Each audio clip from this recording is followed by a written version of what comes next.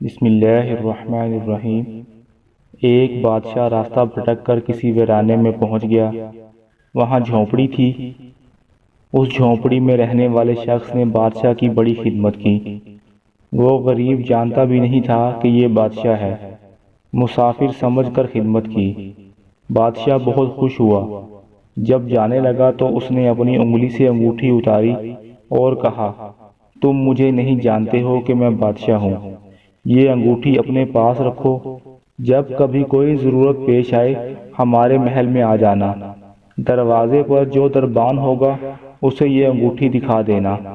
ہم کسی بھی حالت میں ہوں گے وہ ہم سے ملاقات کرا دے گا۔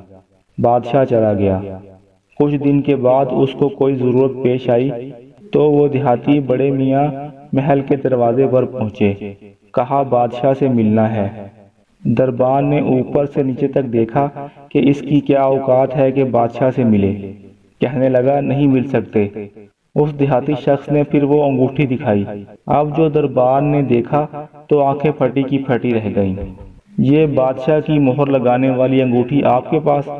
بادشاہ کا حکم تھا کہ یہ انگوٹھی جو لے کر آئے گا ہم جس حالت میں ہوں اسے ہمارے پاس پہنچا دیا جائے۔ چنانچہ دربان اس کو ساتھ لے کر بادشاہ کے خاص کمرے تک گیا۔ دروازہ کھلا ہوا تھا۔ اندر داخل ہوئے۔ اب یہ جو شخص وہاں چل کر آیا تھا اس کی نظر پڑی کہ بادشاہ نماز میں مشغول ہے۔ پھر اس نے دعا کے لیے اپنے ہاتھ اٹھائے۔ اس کی نظر پڑی تو وہیں سے واپس ہو گیا اور محل کے باہر جانے لگا۔ دربان نے کہا، مل تو لو۔ کہا، اب نہیں ملنا، کام ہو گیا، اب واپس جانا ہے۔ جب بادشاہ فارغ ہو گیا، دربان نے کہا، ایسا آدمی آیا تھا، یہاں تک آیا تھا، پھر واپس جانے لگا۔ بادشاہ نے کہا، فوراً لے کر آؤ، وہ ہمارا محسن ہے۔ واپس لایا گیا۔ بادشاہ نے کہا، آئے ہو تو ملے ہوتے، ایسے کیسے چلے گئے؟ اس نے کہا کہ بادشاہ سلامت، اصل بات یہ ہے کہ آپ نے کہا تھا کہ کوئی ضرورت پیش آئے تو آ جانا، ہم ضرورت پوری کر دیں گے۔ مجھے ضرورت پیش آئی تھی، میں آیا اور آ کر دیکھا کہ آپ بھی کسی اور سے مانگ رہے ہیں، تو میرے دل میں خیال آیا، بادشاہ جس سے مانگ رہا ہے کیوں نہ میں بھی اس سے مانگ لوں۔